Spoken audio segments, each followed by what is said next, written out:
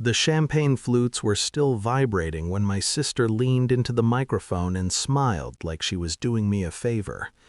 "My sister," she said, drawing my name out like a joke, "is a single mother, unwanted by anyone." Laughter rippled. Not nervous, comfortable. My mother didn't wait for the echo to die. She added it, light and practiced. "She's a used product." My father covered his mouth to stifle a chuckle, as if shame were contagious. I tasted metal, not rage, memory. Because I'd already been here, this exact moment, weeks ago. I'd rehearsed it in silence, alone, with the kind of calm you only earn after deciding you're done begging for dignity. I watched my sister bask in the sound. I watched my parents glow with approval.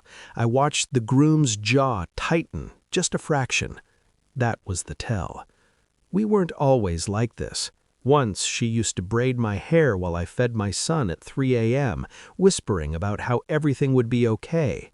Once my mother cried when I left my husband, pressed money into my palm, promised help.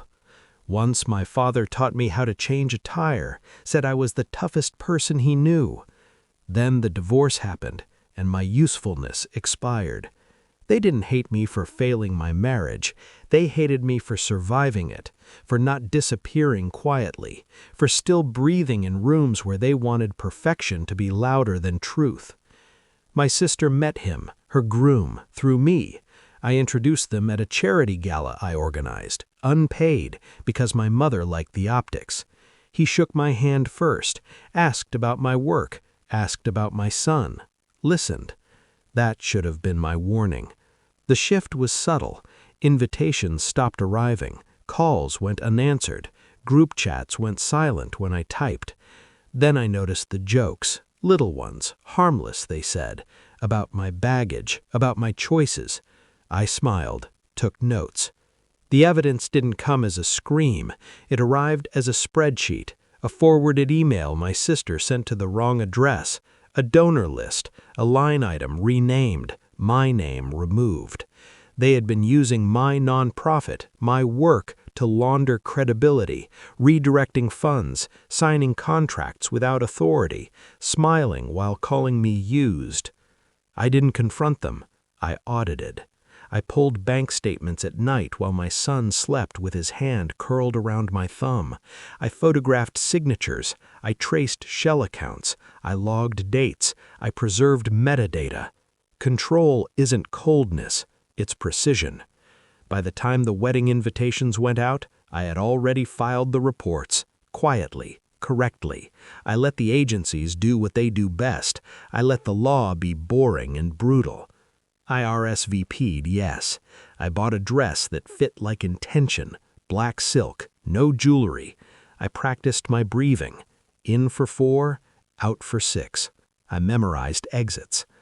I also sent one email, just one, to the groom. Subject line, "For your records." No accusations, no threats, just documents, timelines, a note at the end. "I thought you should know who you're marrying. I'll understand if you need time." He replied 3 minutes later, "Thank you." Nothing else. Men like him don't explode, they calculate.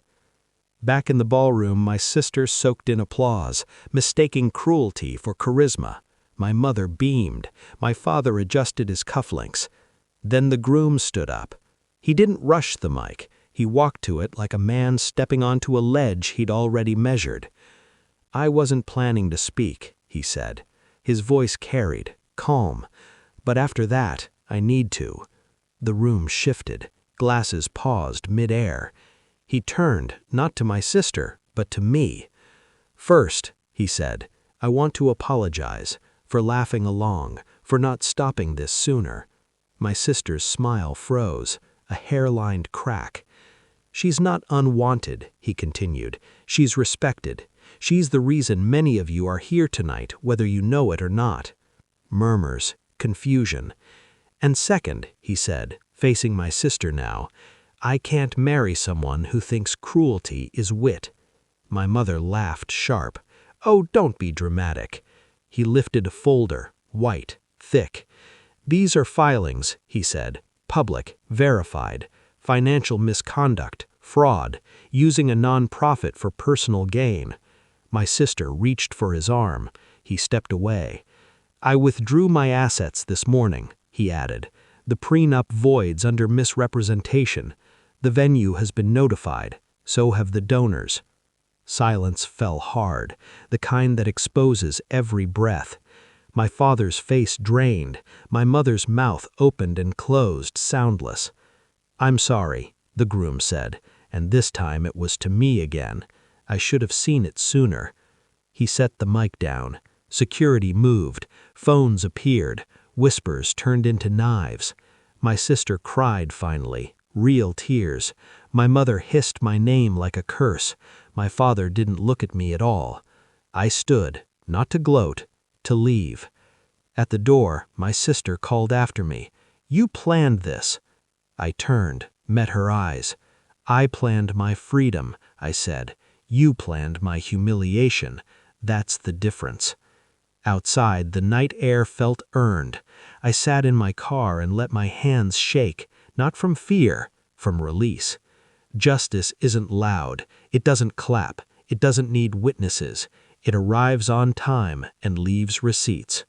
I drove home to my son, kissed his hair, made a promise I could keep. They don't laugh anymore, and I don't need them to.